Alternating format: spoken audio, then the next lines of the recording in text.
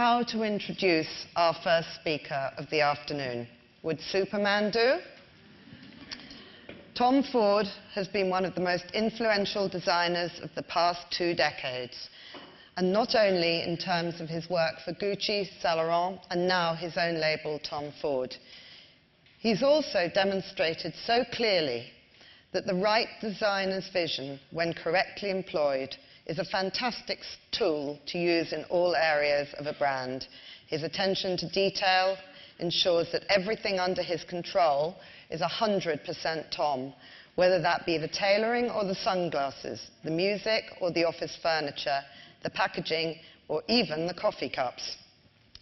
Tom has also shown that his vision wasn't limited to fashion, directing and producing his first film, A Single Man, nominated for Golden Globes, BAFTAs and Oscars, and winning many of them. Now he's returned to fashion again, thank God, with the Tom Ford label, which oozes sophistication and glamour, just like the man. Ladies and gentlemen, please welcome Tom.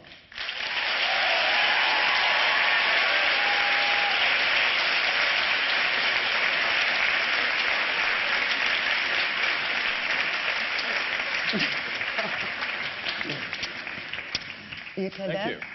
When you were growing up in Texas in the 60s, were you, because it was like right in the center, were you aware of the kind of youth quakes going on in Europe and the political movements on the coast? I was aware of what was going on in Texas. I mean, you know, as a kid growing up, you know, it was in the middle of the hippie period. So, you know, I grew up in a small university town, and everyone had long hair. And, you had long hair? I had long hair as a young kid, and then I also had long hair up until I was about 18. But I had such long hair as a kid that I remember one time we stopped for gas, and the gas attendant, I was about 9, and I was wearing striped pants and a little shirt that laced up the front and some beads I'd made and long hair, and I remember the guy saying, the girls' room is that way. To my mother, so yeah, I had long hair. I can't picture you as a hippie, I have to say. I'll wear that costume next time we see each other, Alex. When you first started in fashion, what did you want to achieve? Was it the clothes that you wanted to design, or was it that world you wanted to create? I have to say I did start out with the vision of that world. Richard, I told this to on our very first date 25 years ago. I think he thought I was crazy. I mean, I love fashion and I love designing individual things, but creating that entire world, the world you just saw, hopefully, and the world that hopefully will be lucky enough to continue to create. That's what really fascinated me. You know, Ralph Lauren was the very first really to do that, and he really created that world. Calvin Klein in America, too, at that time, had also created a world. It's interesting that they were American, that the Americans much more saw the idea of creating a whole kind of lifestyle and environment more than the Europeans did at that period. Well, I think Americans, you know, are businessmen, not that everyone else in the world isn't, but of course, having worked on 7th Avenue, this was very clear. If, you know, you did a collection and it didn't sell, you were fired the next day. And so, you know, that merchant mentality, I think, did push Americans in that way. However, Yves Saint Laurent, when we started at Saint Laurent, when we first bought the company, there were 127 licenses. So everything all over the world from, you know, and so in America you had Halston doing this and Calvin doing this and other companies doing it, but you also had the Europeans. But I think that world concept probably really came from Ralph, although, you know, Coco Chanel had a modest, not modest, but she had a version of it as well. Yeah. If you saw the Chanel exhibition at the Met a few years ago, I mean, she invented bronzer in, you know, the 20s, and quite amazing the things that she did. Do you remember the... We're so far apart, Alex. Okay, would you want to I feel like we closer? should be closer. Oh, God. You're way over there. Okay. All right. That's now as that close feels as I'm better. prepared to get. Oh, come on. All right. I don't trust this one at all. Come on. I'm trustworthy. Oh, yeah. Do you remember the first time you saw something that you created, made in a shop? Oh, yeah, absolutely. It was when I worked at a company called Kathy Hardwick, a woman in New York who was a wonderful woman, a great friend, and it was my very first job as a design assistant, so sure. I also remember the first thing I saw was my own name on it, which was a little freaky. It was a pair of sunglasses. I had been used to seeing my name attached to Gucci or attached to Saint Laurent or attached to, but I remember when I saw this, it was, you know, it meant something to me. And when was that? The sunglasses? Oh, it would have been 2005, I think. So the 2005 or 2006. But. So the world you've created is very glamorous. I mean, I think it kind of taps into most of our definitions of glamour. Was glamour something that you actively were interested in, or was it kind of a byproduct of what you... I think it's just... Glamour's it's funny because a lot of people do tell me that I create glamorous things and glamorous images. It's not a word I actually like or think about. It's just what I see. You know, it's like sexy. That's also a word that's attached to me. And in a fitting, I don't start out to say, how are we going to make Alex sexy? But I would get some pins and pull and stretch and the end result, although you're already sexy, Alex. So, you know, and I didn't, she came this way. I didn't do this to her outside. But, you know, it's my natural taste. It's the expression of my natural taste. And you can call it glamorous or what. I think a lot of it, though, was influenced by the late 70s in New York, that sort of very streamlined, minimalist glamour, Halston, Elsa Peretti, you know, marble used and opulent materials used, but used in a very sleek, smooth way. And I think that is built forever into my... And they are kind of what most people conceive of as kind of glamorous. They're very glamorous, and all those people were very glamorous, and it was a very glamorous time. Yes. So are you someone who likes to sit in a room on their own and have their kind of eureka moment, or are you a kind of a collaborator who always has to ping-pong ideas around? Both. My favorite part of the day is lying in the bathtub, and I do it all the time, and I think... What did you put in the bathtub? Nothing. Me. Just you? No hot product? water. Me. No. Okay. Me. I just lie there and I think, and I put my, you know, I sort of think about the things I'm going to do for the day, or the things. Believe it or not, I actually have a notepad not far. It's usually sort of drippy, but you know. And but then when I go into the office, I think if you surround yourself with people who, you know, you feel have great taste and energy and effort, I absolutely think I'm collaborative. You know, in the end, my name's going on, and I have to say, well, thanks. You know, no. But yeah, you have to work with people. I mean, being a creative director, a design director, or a film director, your job is to inspire people and to surround yourself with great people, to have a vision, number one, and then to help those people give you their very best, and at the same time to steer and lead them and learn from them to what your original intent and vision was. So you have to be able to work with people. And how do you say to someone you don't like what they've done? I don't like that. No. End of story. I'm pretty blunt. I was just like, yeah, it's great. No, I don't think so. No, wrong. It's terrible. I'm probably sometimes brutal. Yeah. Yeah, best way to get it done. I was talking to one of your editors outside, and I just told her eyebrows could go darker. And, you know, and then I thought, oh, why did I say that? I didn't mean it in a bad way. I was just looking. I thought, your eyebrows could go darker. I tend to say what I think. Yeah, okay, don't start on me.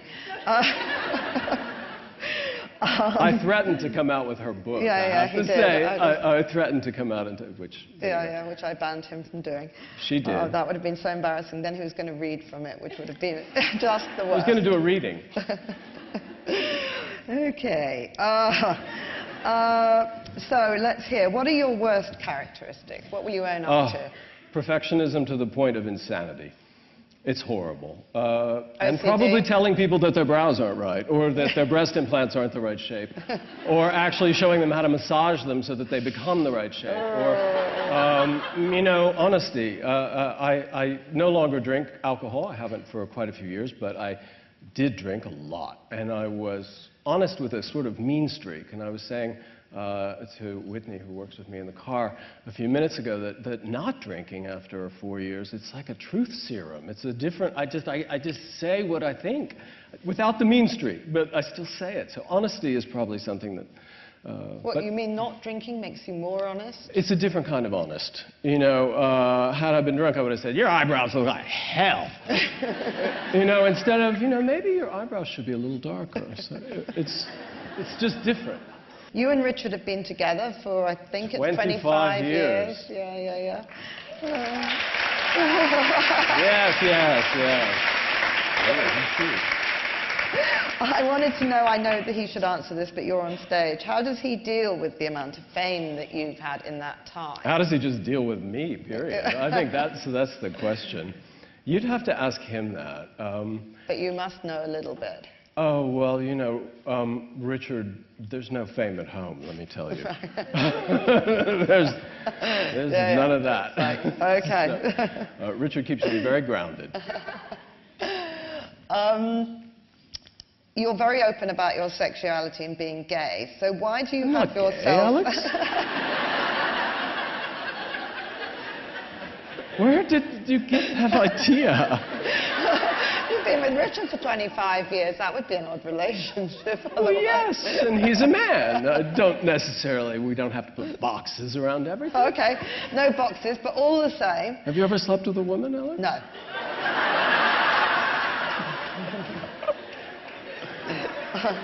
That came out straight. Okay. I'm sorry. Now you I know. can safely say there's probably never going to be another picture of anything I make in British Vogue. And now you know why I didn't trust him, right? Okay, still, I want you to answer this question. So why... Yes, ma'am, I'll answer. I'll be good. So okay. Why do you have yourselves in photographs and in advertising as a kind of heterosexual male, as it were, with those girls? I mean, how do you... Oh, there are lots of pictures of me with naked boys, too. Maybe you just didn't put them in there. No. I'm an equal opportunity... You know, I don't just objectify women. I objectify men, women, dogs, you know. Well, I'm selling makeup, so, you know, and I am, in a sense, the face of the brand. People often ask me, you know, who is your muse for menswear? I mean, you know, I try everything on. I look at everything. I have wonderful people who work with us on this who are sitting right here. But I'm the face of the brand. And actually, I don't necessarily, and you won't believe this either, like having my picture taken. I'm extremely, extremely shy and extremely private. We know that, actually. Yeah, because you'd know it, because I was a poor photographer who just tried to take my picture. Just up there. Anyway, I don't remember what your question was. Oh, putting myself in the picture. Actually, we have done a little market research, and in launching something like makeup, people really respond to a personality, a character, someone. And I think most successful designers, there is an imprint of their personality. There is a point of view in the brand. That is what makes it the brand. You feel Mucha's personality when you look at Prada. You feel Carl's personality at this point melded with Coco Chanel's when you look at Chanel. You feel the personality of the, you know, the person creating the brand. And not everyone, not that, you know, knows who I am yet with my own brand. So that's why I'm in the pictures. With Tom Ford, the clothes, when you were doing Gucci, every show had a kind of a different sort of, it was all slightly tied into that 70s vibe, but even so, you know, one would be kind of Tropicana, one would be something else, one Studio 54. With Tom Ford, I get the feeling that you've very deliberately created something that is external to trends, that you're trying to be something that's much more timeless. Would that be right? I would like to say that's right. I think good clothes, even if they are created in a moment of a strong trend, but good clothes really last forever. You know, it doesn't matter if it was last year's, 3 years ago, 5 years ago. If it's something, if it's good, it's good. And yeah, I do want to create things that people keep, and making things really beautifully is very much what I'm about right now. Is really the best quality fabric, the best quality stitching, the best shape, the best cut. Trying to make people look as beautiful as they can look and feel as good as they can feel. Do you find it harder to make new friends now that you're famous? Other famous people are easy to make friends with. No, yes, I do find it hard to make friends. No one ever believes that. But I mean, come on, you know, Richard and I are often talking about this. Yeah. We're usually at a dinner party with other people and And so sure, no one ever comes up to me on the street and says hi and starts talking. You know, I mean, we don't, yeah. Yeah. Yeah? Well, Do you? Totally makes sense. No. What do you mean no? I'm almost famous. What do you like doing when you're not working, which I know would be very, very little amount of the time, because you're a workaholic. Well, for my 50th birthday, for example, there are a few people sitting right here in the front row. We went whitewater rafting in the... Whitewater rafting? Absolutely, for 4 days with the same toilet that was not even a toilet, by the way, and no showers, and just a little thing where you heat up the water. Where, in Colorado? I'm looking at Elizabeth Saltzman and Richard Buckley and Whitney and Peter, because we were all there together. Yeah, whitewater rafting. You know, you couldn't bathe. You're in the middle of nowhere in Idaho. That was your choice? Absolutely. That was one of my favorite things to do in the world, and it was how I wanted to spend my 50th birthday, in the middle of nowhere. So do you like a sort of element of danger? Or have you got a bit of you that's... Well, I like doing things that challenge me. There's not much danger in what we did. Going down a river, I mean, oh, Alex, they give you a helmet, and you've got a guide, and, you know, fall off and get stuck between a rock and it's fine. My son's in the second row. He knows that I would not want to go. I'd be scared on a whitewater raft. No. I like being outside. That's what's the most restful to me, because maybe it's the most peaceful, because I'm not busy correcting shapes and looking at colors and correcting eyebrows, and, you know, because nature, there is just it is totally imperfect, but yet it's absolutely perfect. So for me, it's restful, because I'm not trying to redesign a tree or change the shape of a rock, although I have done that in our house in town, yeah. So it's very restful. So doing something completely different. Outside, completely away from civilization. But I think the older you get, the more you can return to where you came from. And I grew up in, I was born in Texas, but I grew up primarily in New Mexico, in the desert, where you can literally see, you know, 200 miles in every direction. And something about that, you know, gives me great peace. How do you feel about the English countryside? Do you ever go there? I can't kind of picture you in... What are you talking about? Yes, I like the English countryside, and I go as often as I'm invited. Yeah. Do you shoot? Very badly. And that's a political thing, so I'm not going Yeah, no, I realized that it came out of my mouth. Thought that's But not I did grow up in answer. Texas, so if that's the answer to your question. Okay, good. And although I'm a Democrat.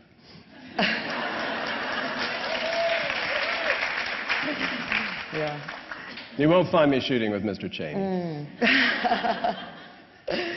You,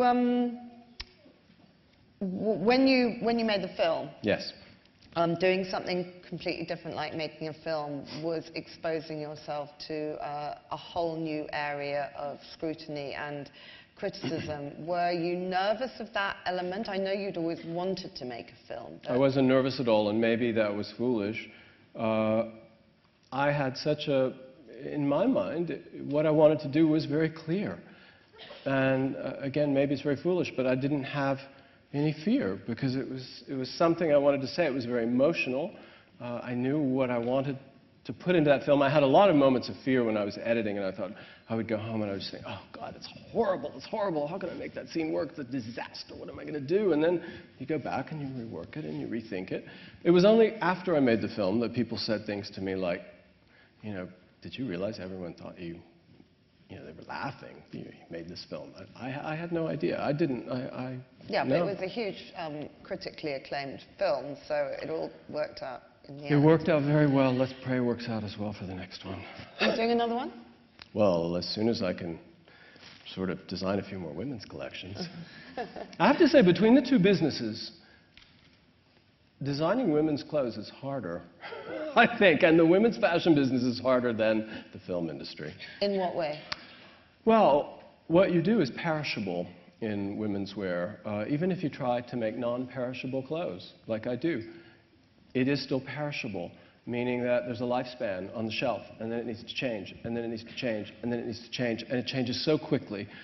You know, a filmmaker, you can make a film, and you can have 3 or 4 or 5 years break before you make another one. As a fashion designer, you know, the day I showed my last collection in London, the next day the sketches had to be handed off for cruise. And you don't have that downtime that people did have back in the 70s when Saint Laurent and Halston, and, you know, they really did go off to islands for weeks and think. We don't have time to catch our breath in the women's fashion industry particularly.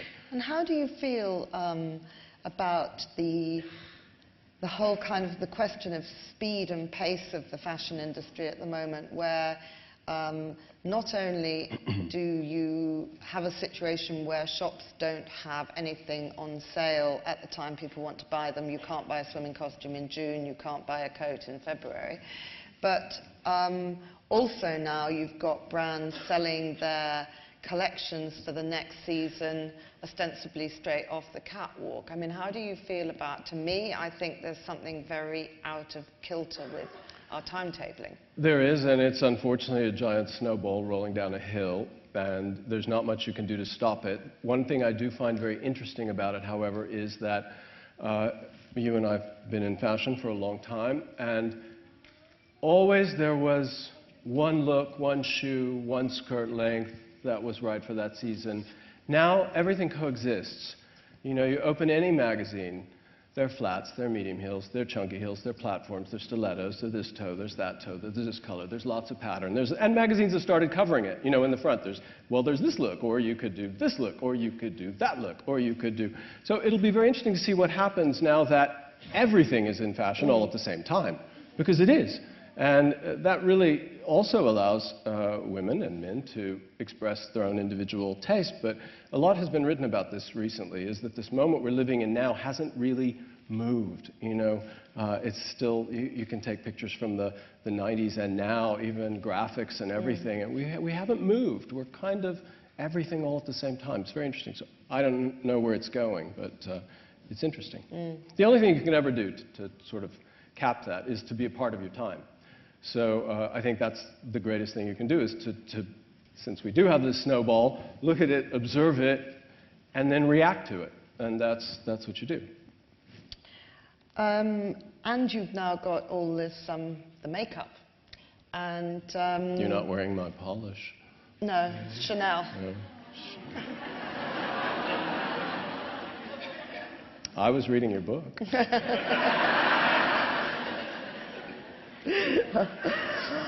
Yes. Okay.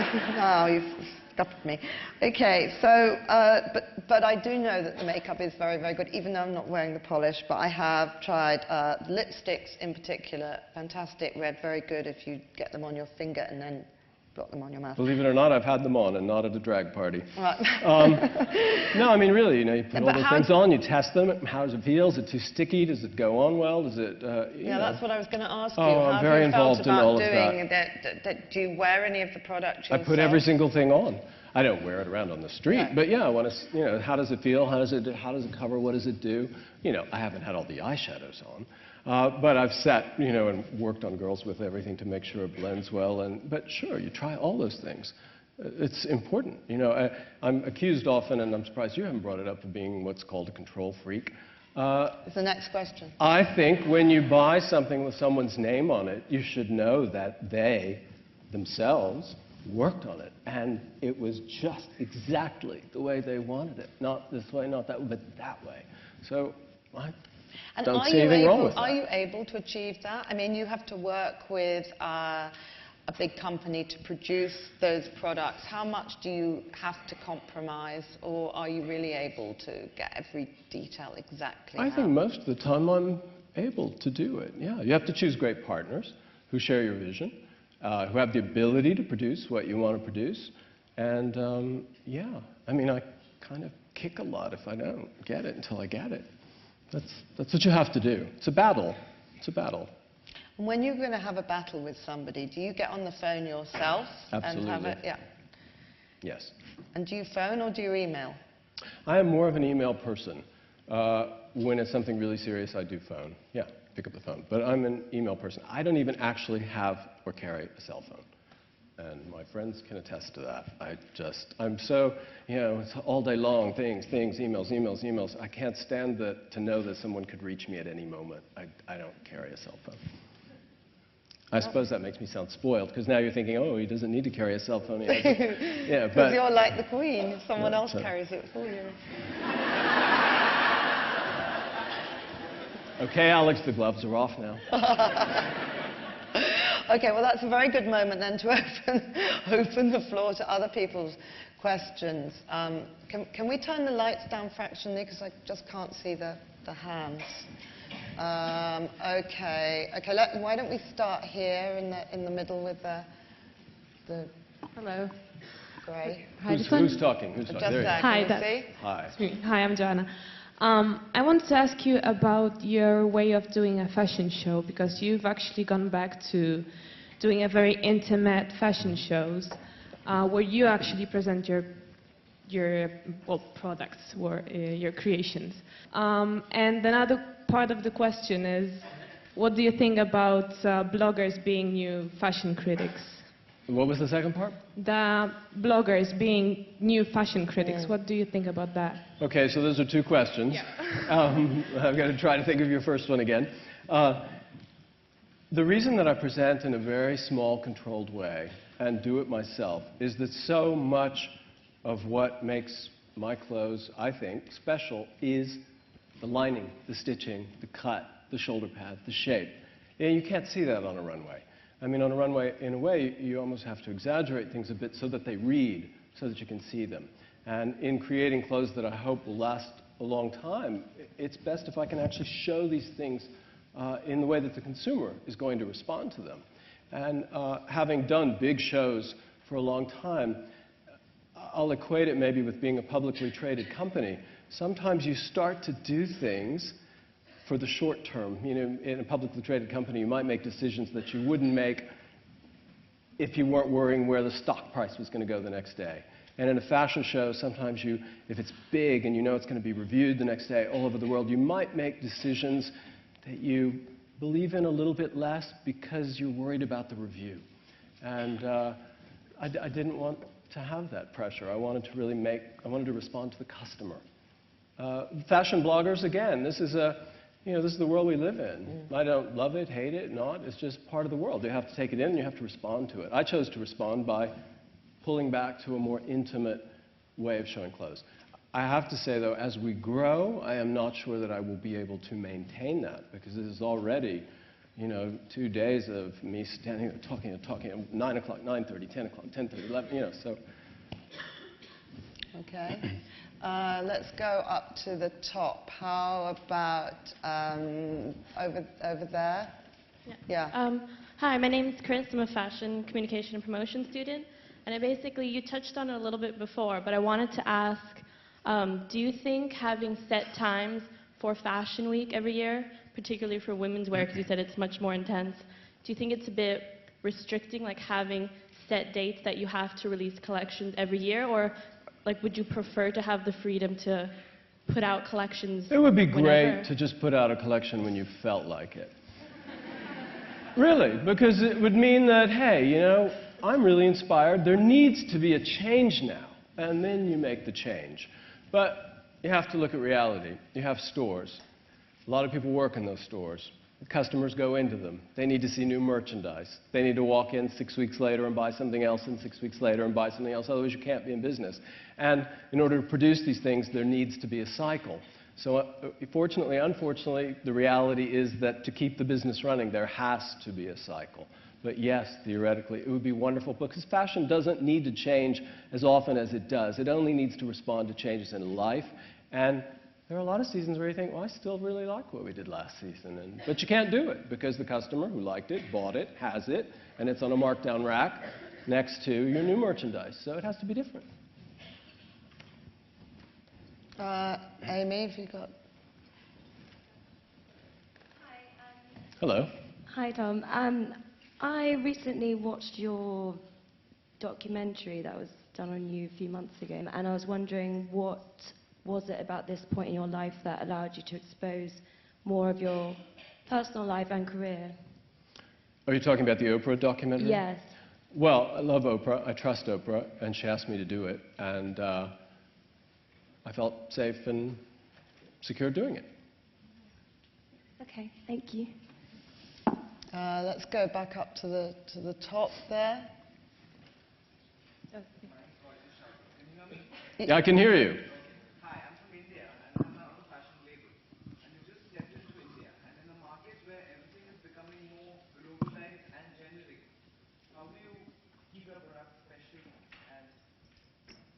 Shall I repeat that? No, I heard you. We got you. So how do you keep the product special and exciting where there's a gut-wrenching reaction of desire when you step into a shop? I heard you better without the mic.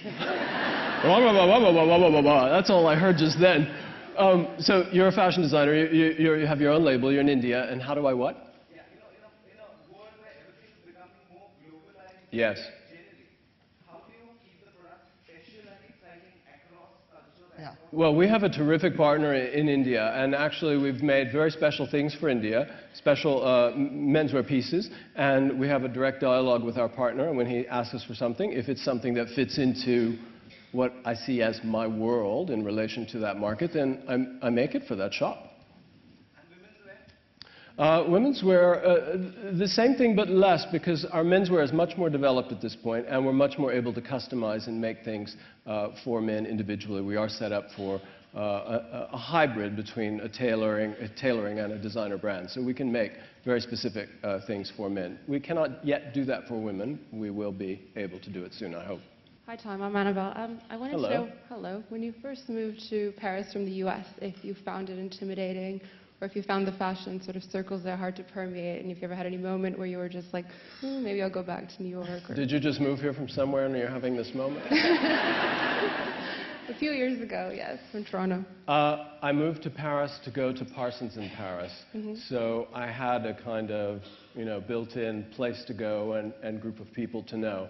But I do remember that, and this will sound, well, maybe it doesn't sound silly.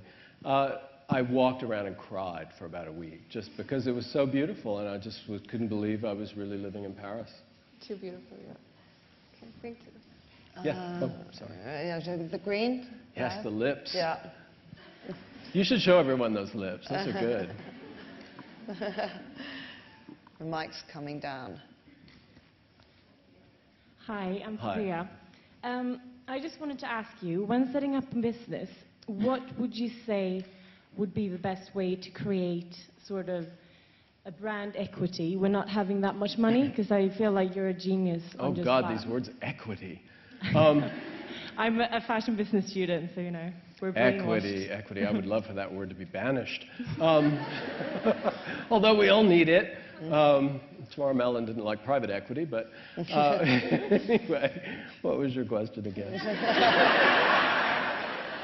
Okay, so I'm going to say without equity this time. Yes. No equity. What's the easiest way so to start? Creating a brand, just the branding part, we're not having that much money, so you wouldn't be able to maybe set up a catwalk show. I think you have to rely on there are a lot of wonderful people in the fashion industry who are eager to help people with talent. So I think you have to try your hardest to get a small capsule collection made, and then you need to try to get it to people who can see it and respond to it. But that having been said, and I'm not trying to discourage you or anyone who is going into business, but even with every advantage that I have, and there's no one who has more advantages in the fashion I have had, it is a struggle to start a new brand. And I have such respect for kids who attempt this right out of school and who are successful at it. It's incredible. But first you need to have something to show somebody. First you need to have a point of view. You need to have something to show someone. And then you need to try to get it seen. So networking, really. Sorry? Networking, really, is what it's all about. Yeah, again, one of those bad words. But yes, getting something beautiful that you've made, like those lips. I don't know who's made those, but they're great. And anyway, yes. Okay, Tom, we're going to go over here. Mr. Ford, hi, my name is Galina. Hello. I think you're a rare breed of a man because it's not only men who fancy you, but women too. I had a girlfriend. Tell that to Alex. I have a girlfriend, she used to work with you at Swan House on a different floor, and every time she was in the elevator with you, she kind of called me and was like, oh my God, he puts himself so well together, I want to be him. Do you think in a way that gay men understand women better? Because, you talked about shelf life, but I have some shoes that you designed for Gucci years ago, I still wear them. The way that you put collections together, for your brand, I might not be able to afford them, but I love looking at them. It's the detailing, it's just... Do you have like a special gene? How? Oh, there's one for you. Well, it's interesting, and I wish I really did know the answer to that, because it is true that most male designers in our world are gay. I don't know. You know, actually, I hate to use the word gay straight. You know, I think we're all on some sort of sliding scale. I am definitely towards the Richard Buckley's end of the scale, but we're all on some sort of sliding scale. I hate that gay straight thing. Perhaps in you know, the past 30 years growing up, if you were gay was hard, and you had to certainly try to empathize and you know, be yourself and express yourself and fight to be yourself. So maybe, I don't know, maybe a gay man can project certain feelings about you know, a different life that a straight man can't imagine or project. I really don't know. I didn't answer that well, but I don't know the answer to that question. It is a great question, but I don't know. Sorry. You in the front there? Hi. Hi.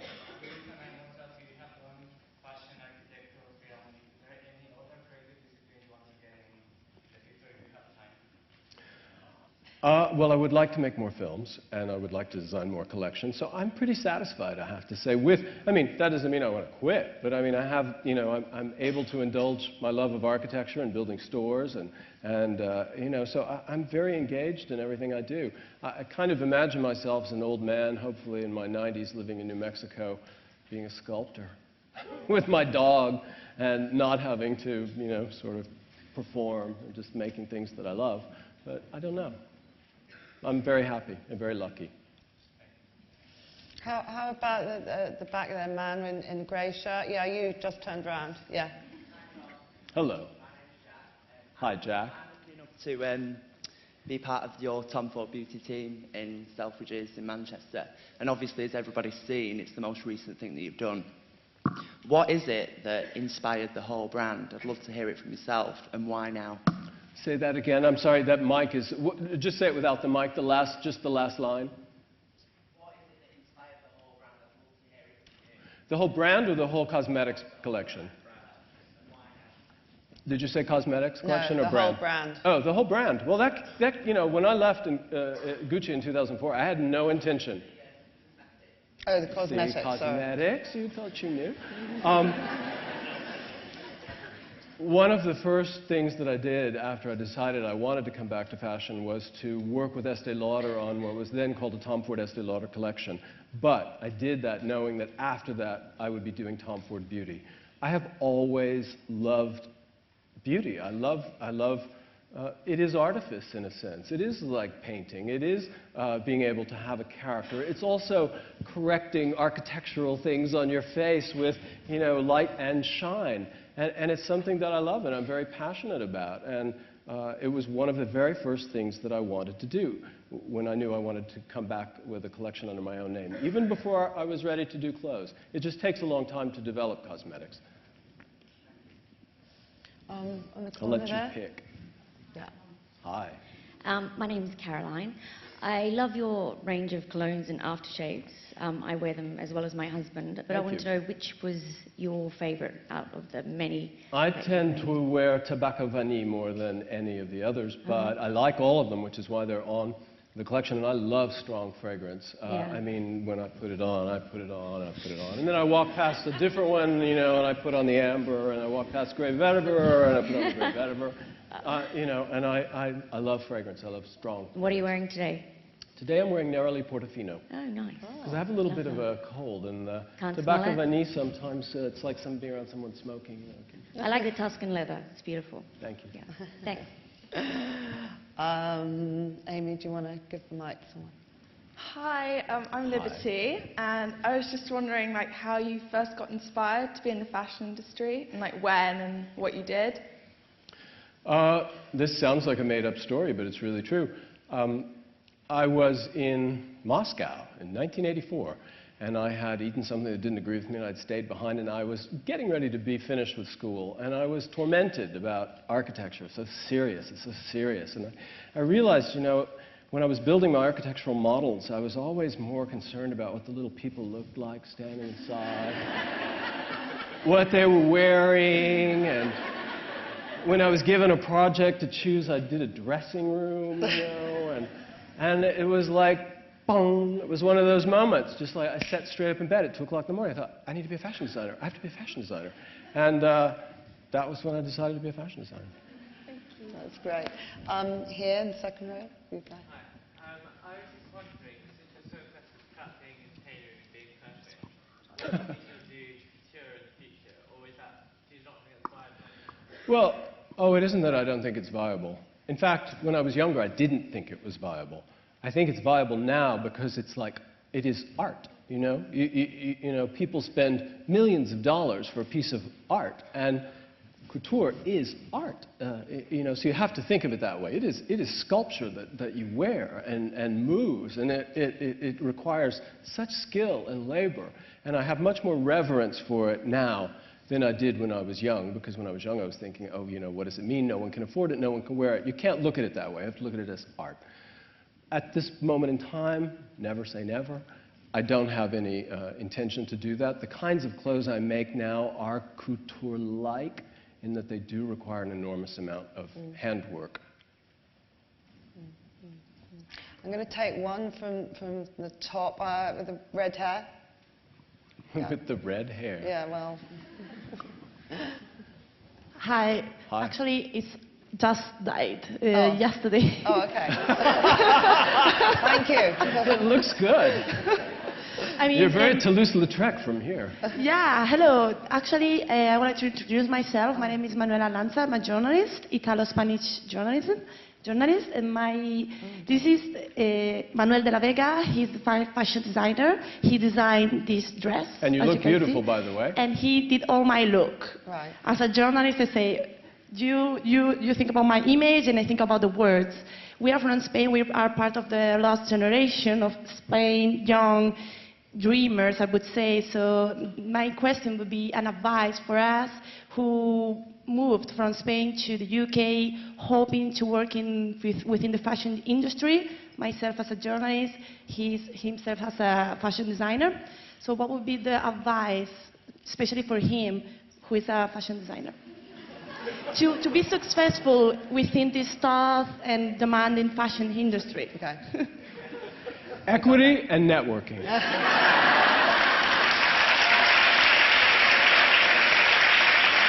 That's why I'm here. Okay. Hi, Tom. I'm Chantal. Where are you? This small girl here. Oh, hi. Hi. It's an honor to meet you. Who did your look? Sorry? You look good. Thank you. It's an honor. Well, my question is, you're known for being a very intellectual man. Like, you really consider every little aspect. So my question would be, what would Tom Ford do on his downtime? I mean, I know you do your baths like 4 times. But how do you relax, and how do you take away, you know, you look at everything and you're always constantly trying to change Downtime, things? you know, it's silly. Downtime for me is work. I love working. I love what I do. So downtime for me, for example, tomorrow, Sunday, I don't have to go in the office. I'm going to mark up some plans for something that we're building and something we're designing, and then go through and choose the colors and you know, so I work. I love to work. You know, I'm so lucky I do what I enjoy. So that's downtime.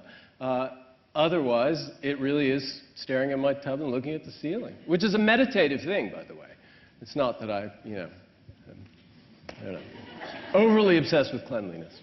Hi, I'm Mikey. I'm from China.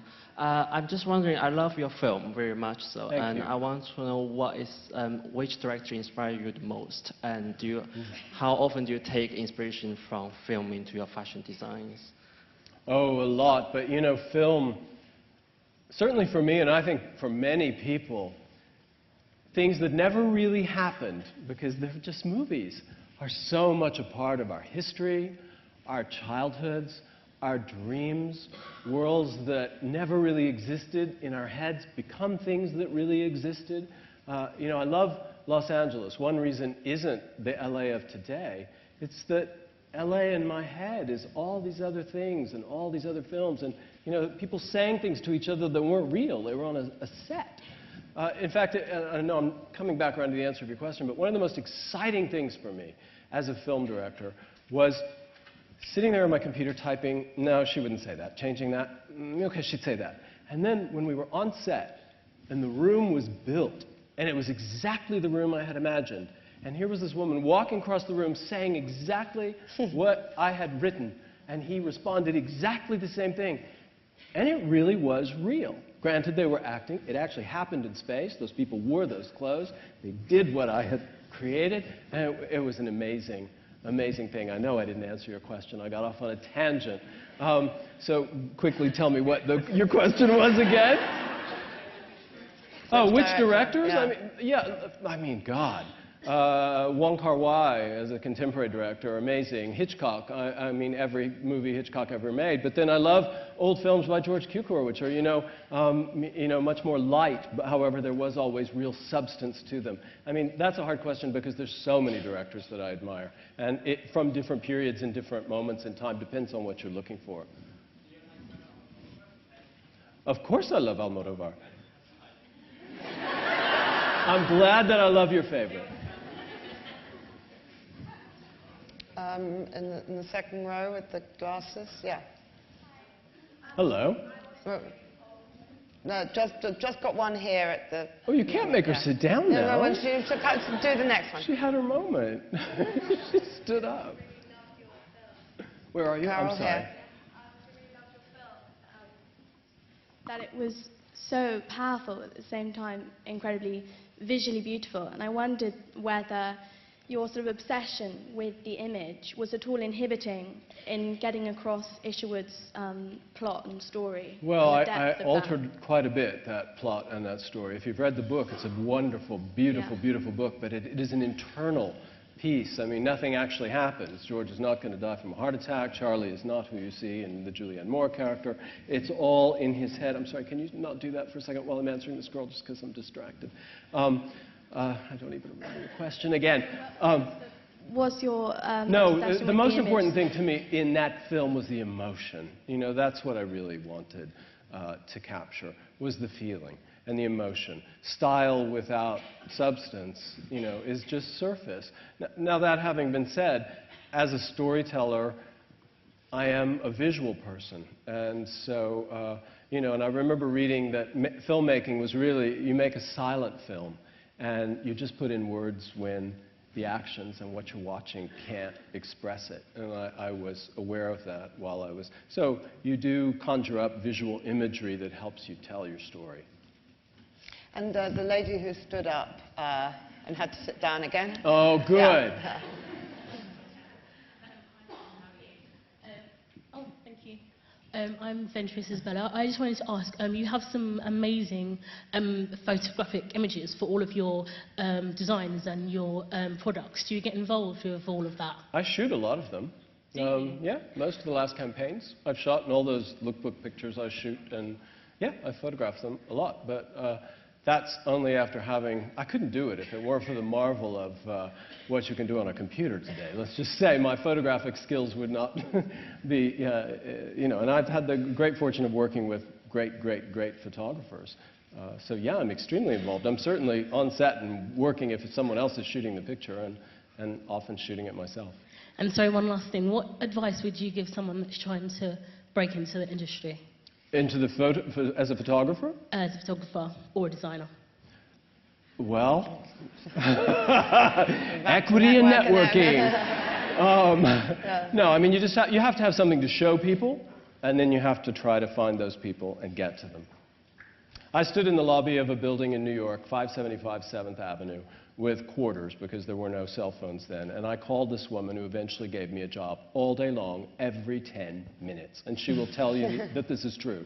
Every moment at her receptionist, I'm down in the lobby, I'd like an appointment. I'm down in the lobby, I'd like an appointment. I'm down in the lobby, I'd like an appointment. And she saw me. She saw me. She later told me she didn't hire me for my work, but because she thought I had really pretty hands. I'm afraid on that note we're going to have to finish. I know we could be going on for another hour, but thank you, Alex. Thank you very much. Thank you. And thank you, Alex. Thank you. You're brilliant.